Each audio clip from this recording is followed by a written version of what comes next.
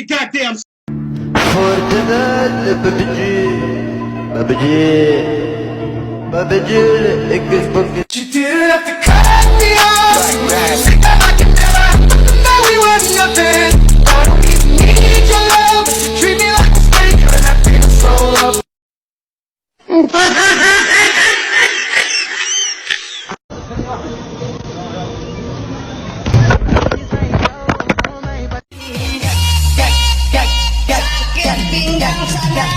Pacaran denganmu tersiksa batinku, masih ingin dari campur dengan cemburu.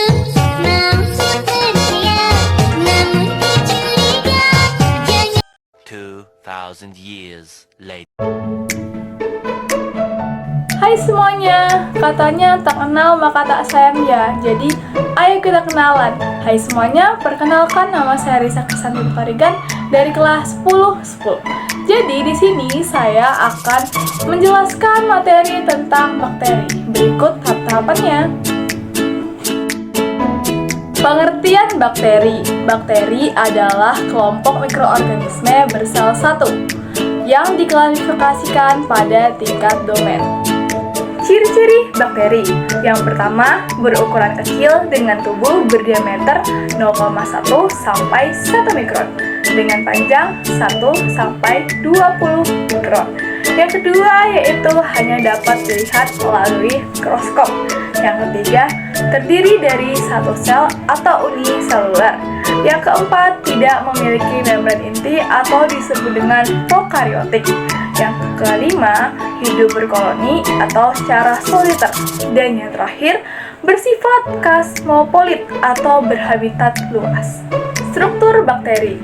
Struktur bakteri dibagi menjadi dua. Yang pertama ada struktur luar dan struktur dalam. Jadi yang pertama-tama kita akan bahas struktur luar. Struktur luar terdiri dari kapsul.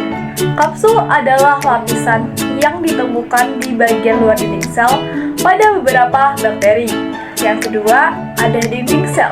Dinding sel terbuat dari peptidaglikat, berfungsi melindungi bakteri dari lingkungan luar. Yang ketiga ada membran plasma. Membran yang menyelubungi sitoplasma tersusun dari lapisan morfopolit dan protein. Tiga ada flagella, organel berbentuk kobuk yang berfungsi sebagai alat gerak. Yang keempat ada pili, struktur seperti rambut yang berfungsi menempel pada permukaan, mentransfer materi genetik ke sel lain. Lanjut kita ke struktur dalam. Struktur dalam. Struktur dalam terdiri dari yang pertama ada sitoplasma. Sitoplasma merupakan cairan yang mengandung nutrisi sel, organel, dan tempat terjadinya proses metabolisme sel. Yang kedua ada nukleoid. Nukleoid ialah nukleus semu, tempat berkumpulnya DNA kromosom bakteri. Yang ketiga ada ribosom. Ribosom yaitu organel yang tidak memiliki membran, fungsi sebagai tempat terjadinya translasi RNA dan sintesis protein. Yang terakhir yaitu ada plasmid. Plasmid berfungsi dalam rekayasa genetika sebagai rektor yang membawa gen asing yang ingin disisipkan pada bakteri. Kita sampai ke bentuk-bentuk bakteri. Jadi, bentuk-bentuk bakteri itu dibagi menjadi tiga.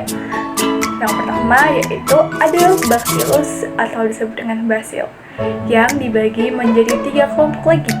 Yang pertama ada monobacillus, yaitu bakteri yang hanya satu. Yang kedua ada diplobacillus, ialah bakteri yang bergandengan dua-dua. Yang ketiga ada streptobacillus, yaitu bakteri yang bergandengan berbentuk rantai. Kedua ada bakteri berbentuk kokus. Kokus berbentuk bulat seperti bola. Yang kedua ada diplococcus, bentuknya bulat yang berpasangan. Yang ketiga ada streptococcus, bentuknya bulat tersusun seperti rantai. Yang keempat ada streptococcus, bentuknya bulat yang berupa gerombolan-gerombolan seperti buah anggur. Yang kelima ada Cephalina, bentuknya bulat yang berkelompok 4-4 sehingga bentuknya seperti kubus dengan 8 sel. Yaitu ada Spirillum atau disebut dengan spiral.